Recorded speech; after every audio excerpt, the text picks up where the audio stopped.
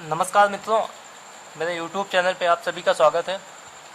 आज हम बात करेंगे महाद्वीपों में प्रथम महाद्वीप यूरोप की। दरअसल महाद्वीप का एक चैप्टर अलग से ही होना चाहिए था, जो मेरे दिमाग में आया था और मैंने सोचा कि ये चैप्टर बनाया जाए। तो आज हम बात करेंगे यूरोप की। यूरोप में क्या है कि यूरोप के अधिकांश देश तीन ओर समुद्र से घिरे हुए हैं, अतः इसे प्रायद्वीपों का महाद्वीप कहा जाता है। जर्मनी, जो कि जनसंख्या और जीडीपी की दृष्टि से यूरोप का सबसे बड़ा देश है। इसके बाद आता है क्षेत्रफल की दृष्टि से सबसे बड़ा देश, जो कि है यूक्रेन। और इसके बाद दुनिया का सबसे छोटा देश, जहां मात्र 980 लोग निवास करते हैं, वो है वेटिकन सिटी। इसी क्रम में हम बात करेंगे जिब्राल्टर जल डमरू मध्य की। और जिब्राल्टर जल डमरू मध्य द्वारा यूरोप अफ्रीका से अलग होता है। यह स्पेन और मोरक्को के मध्य है। यूरोप के अधिकांशतः देश वैश्विक साम्राज्य स्थापित किए हैं उन्होंने। साम्राज्यवादियों का देश भी इसे कहा जाता है यूरोप को। और इसी क्रम में है, अगर हम बात करें ग्रेट ब्रिटेन की, तो संयुक्त रूप से इंग्लैंड, स्कॉटलैंड और वेल्स को जब जोड़ दिया जाता है तो हम इसे कहा जाता है ग्रेट ब्रिटेन। और अगर सिर्फ उत्तरी आयरलैंड को जोड़ा जाता है तो इसे बोला जाता है यूके, यूनाइटेड किंगडम। इसके बाद अन्य चीज़ में बात करते हैं, इंग्लिश चैनल की बात करते हैं। इंग्लिश चैनल क्या है?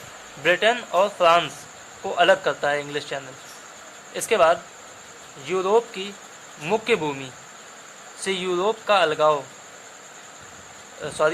की मुख्य भूमि से ब्रिटेन का अलगाव ब्रिटेन के लिए वरदान सिद्ध हुआ।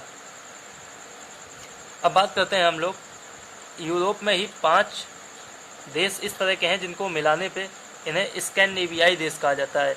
ये इस तरह के देश हैं कि यहाँ पे एचडीआई हो या दुनिया की जो भी रैंकिंग्स होती हैं, टॉप रैंकिंग्स में देश हमेशा बने रहते हैं, चाहे खुशहाल हो, चाहे एनवायरमेंटल कोई प्रोग्रेस का मामला हो या भ्रष्टाचार सूचकांक की रिपोर्ट हो। इन सभी रिपोर्टों में ये प्रथम स्थान पर रहते हैं। और सबसे टॉप देश जहाँ गरीबी नाम मात्र की भी नहीं होती, तो उन देशों के नाम हैं स्वीडन, दूसरा है नॉर्वे, जिसे मध्य रात्रि के सूर्य का देश कहा जाता है, और इसके बाद है फिनलैंड, जिसे झीलों का देश कहा जाता है।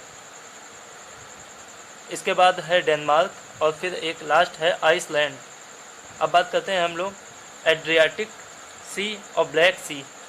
इसके मध्य बाल्कन का प्रायद्वीप पड़ता है, और बाल्कन का प्रायद्वीप दरअसल कई वजहों से ये मुख्य बिंदु में बना रहता है, क्योंकि इसमें विवाद ज़्यादा होता है। तो इनमें जो देश आते हैं वो हैं Romania, Bulgaria, Serbia, Albania, Macedonia, Bosnia और स्लोवाकिया।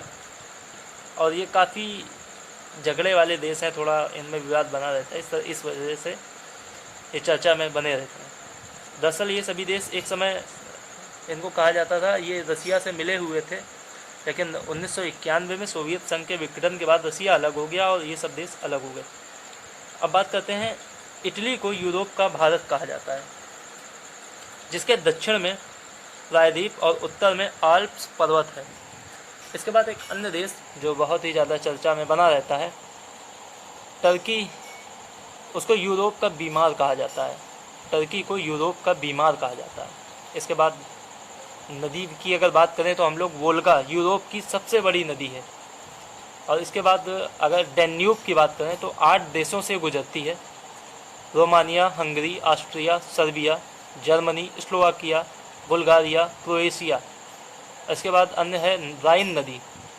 ये जर्मनी, फ्रांस और नीदरलैंड के मध्य बहती है, और ये यूरोप की सबसे व्यस्त नदी है। इसके बाद बात करते हैं इसमें फेमस कोयला क्षेत्र की, तो रूर इसका सबसे फेमस कोयला क्षेत्र है। रूर सबसे फेमस कोयला क्षेत्र है। और बात करेंगे वाइट माउंटेन की, ये स्विट्ज़रलैंड में है वाइट माउंटेन। और इसके बाद बात करेंगे ब्लैक फॉरेस्ट की, ये जर्मनी में है। तो धन्यवाद मित्रों।